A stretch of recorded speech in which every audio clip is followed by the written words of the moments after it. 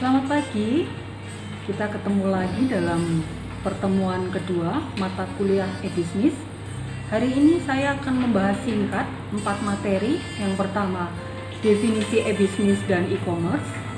Kemudian dilanjut perbedaan e-bisnis dan e-commerce. Kemudian ruang lingkup e-bisnis serta perkembangan e-bisnis. Yang pertama, apa itu sebetulnya e-bisnis? E-bisnis itu sebetulnya adalah kegiatan bisnis yang dilakukan otomatis atau semi otomatis dengan menggunakan sistem informasi internet. Itu e-bisnis.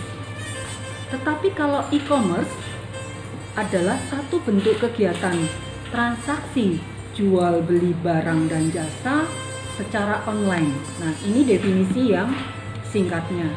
Sekarang kita menuju ke perbedaan e-bisnis dan e-commerce. Sama-sama menggunakan elektronik atau online, tetapi ada sedikit perbedaan yang cukup spesifik. Yang pertama, website e-commerce itu biasanya hanya menampilkan transaksi jual beli barang dan jasa, sehingga website yang ditampilkan isinya adalah bagaimana membangun minat masyarakat atau calon konsumen untuk bertransaksi atau membeli barang dan jasa tersebut. Tetapi kalau website e-bisnis berbeda lagi. Bagaimana cara membangun hubungan jangka panjang dengan masyarakat atau calon customer dengan berbagai kegiatan yang meyakinkan mereka. Ya, ini ada dua misi atau dua tujuan yang berbeda. Dilihat dari sisi website e-commerce, lebih menekankan bagaimana cara memperoleh keuntungan dalam waktu yang singkat. Itu websitenya e-commerce. Tapi kalau websitenya e-bisnis, bagaimana membangun hubungan jangka panjang dengan masyarakat atau calon customer. Makanya tampilannya beda. Kalau website e-bisnis, tampilannya biasanya adalah bisa proses produksi yang dia lakukan, laporan keuangan, kemudian properti yang dimiliki, atau berbagai kegiatan sosial untuk menarik minat dan membangun kepercayaan masyarakat. Artinya dia ingin menyampaikan bahwa perusahaan saya adalah satu perusahaan yang cukup sehat, kemudian perusahaan saya adalah perusahaan yang peduli dengan masyarakat. Ini cara mereka untuk membangun kepercayaan masyarakat. Itu website e-bisnis. Ya, beda kalau e-commerce lebih menekankan bagaimana caranya perusahaan itu memperoleh keuntungan yang besar dalam durasi waktu yang sangat pendek. Tetapi inti dari elektronik bisnis itu tetap sama, yaitu apa? Memberikan informasi dan berbagi informasi kepada masyarakat dan calon pelanggan. Nah, kemudian kita menuju ke perkembangan e-bisnis. Perkembangan e-bisnis dalam hal ini saya hanya menyampaikan empat saja ya. Selanjutnya nanti Anda bisa melihat sendiri bagaimana perkembangan e-bisnis di baik dunia maupun di Indonesia.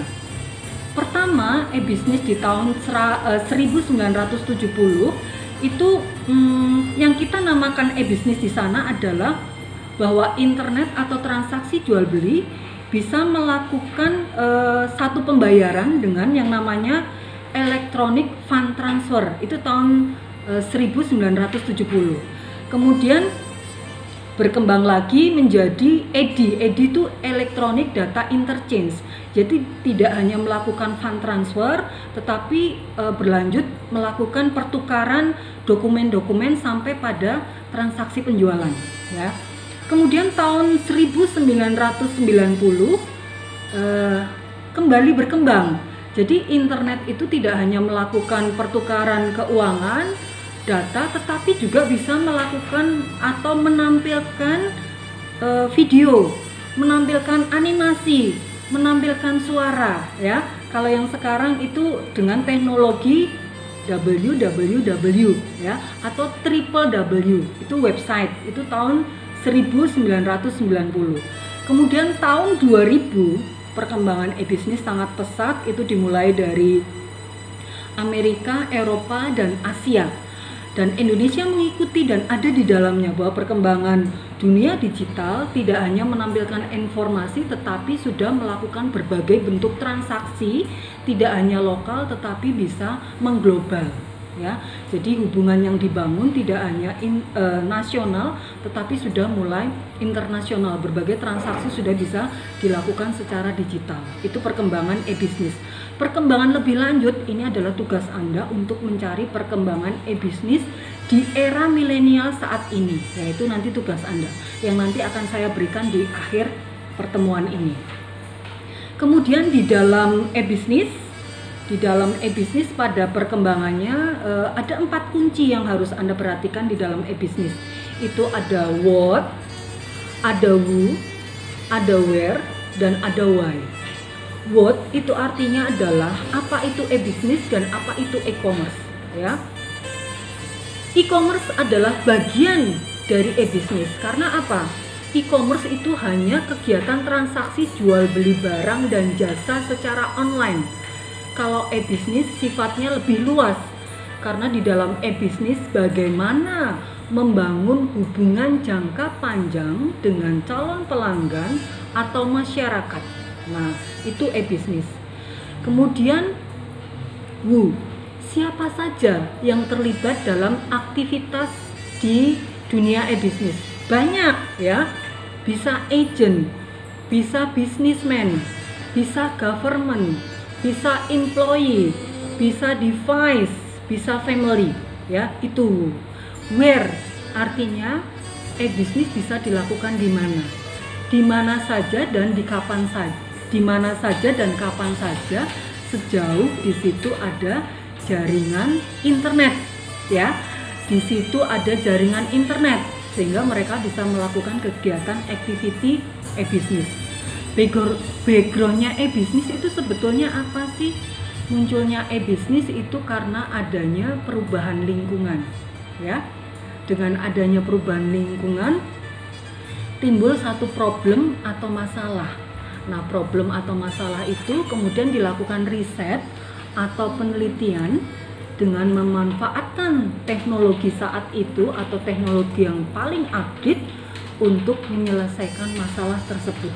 Jadi di dalam e-bisnis itu ada input dan ada output. Tugas Anda saat ini, ya, tugas Anda di pertemuan e-bisnis kali ini adalah carilah website. Website itu kategori apa? Kategori e-bisnis kah? Atau kategori e-commerce? Kemudian berikan alasannya kenapa website itu kategori e-commerce, dan berikan alasannya juga kenapa website itu adalah kategori website e-bisnis. Buat dalam bentuk artikel, ya, maksimal 1000 kata, ya, maksimal 1000 kata. Silahkan eksplorasi jawaban Anda selengkap mungkin. Tidak ada yang keliru dalam hal ini, ya. Saya sangat menghargai hasil kerja keras Anda. Jadi sekali lagi, carilah website, kemudian analisis website itu kategori e-commerce atau kategori e-bisnis, ya. Berikan alasan-alasannya. Kapan tugas itu dikumpulkan? Silahkan cek di Google Classroom. Kemudian ada satu lagi. Saya menilai kehadiran Anda dari mana? Saya menilai kehadiran Anda dalam kuliah online ini apabila Anda subscribe, like video saya, dan komen. Jangan lupa di komen itu sebutkan nama Anda, NIM Anda, mata kuliah Anda, dan kode kelas Anda, ya. Oke ya, saya tunggu. Terima kasih, sampai jumpa di pertemuan ketiga. Selamat pagi.